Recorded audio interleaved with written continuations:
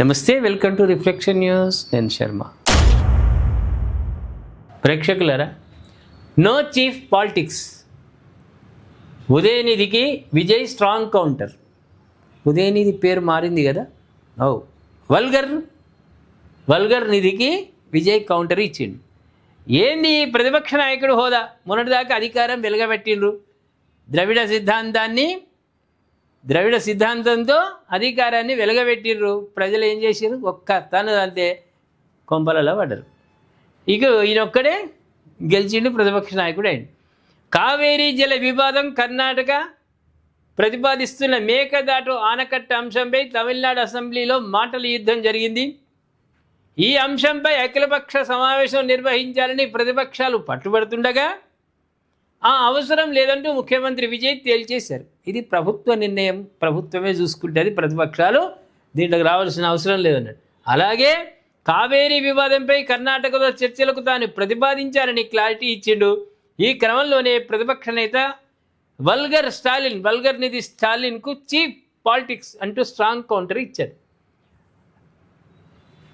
శవం మీద ప్యాలాలు ఏరుకునేటువంటి తత్వాలు ఉదయనిధి స్టాలిన్ వాళ్ళ కుటుంబానికి ఉన్నది, కరుణానిధి కుటుంబానికి.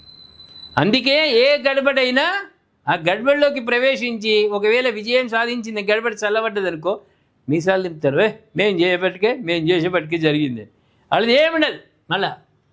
అయితే ఇక్కడ ప్రేక్షకులారా, నదీ జలాల హక్కులు మేకదాటు అంశంలో మా ప్రభుత్వం ఎట్టి పరిస్థితుల్లోనూ రాజీ పడదు. అఖిలపక్షం నిర్వహించాల్సిన అవసరం లేదని, కావేరీ జలాల విషయంలో తమ ప్రభుత్వం రాష్ట్ర హక్కులను కాపాడేందుకు చివరి వరకు పోరాడుతుందని, ఎలాంటి రాజీకి వెళ్ళబోమని కుండబద్దలు కొట్టారు. అలాగే తమిళనాడు ప్రజల ప్రయోజనాల కోసం ఎలాంటి అవమానాన్నైనా ఎలాంటి అవమానాన్నైనా ఎదుర్కొనేందుకు సిద్ధంగా ఉన్నానని విజయ్ ప్రకటించిండు. మీరేం బురకలాట మీరు చేసేది లేదు, మీతోటి అవసరమే లేదు, మీరు జీరోగాండ్లు అని ఆయన ప్రకటించాడు. అదేవిధంగా గతంలో ఎవరు ఏం చేశారన్న విషయాలను ప్రస్తావిస్తూ రాజకీయ లబ్ధి పొందాలని తాము భావించడం లేదని సీఎం చెప్పిండు. ఎవరు క్రెడిట్ తీసుకుంటారు, ఎవరికి రాజకీయ ప్రయోజనం కలుగుతుంది అనే దానిపై మాకు ఆసక్తి లేదు. ఏదైనా సమస్య పరిష్కారం కావాలి రెండు రాష్ట్రాల మధ్యలో తప్ప ఆ గుర్తింపు, ఆ క్రెడిట్లు, ఆ సన్మానాలు, ఆ అవార్డులు నాకని అవసరం లేదు. ఎవరు సలహా ఇచ్చినా, ఎవరు ముందుకు నడిచినా సంతోషమే, ఎవరి ఖాతాలో క్రెడిట్ వేసుకున్నా ఇబ్బంది లేదని విజయ్ ప్రకటించిండు. ఏమంటారు ప్రేక్షకులారా?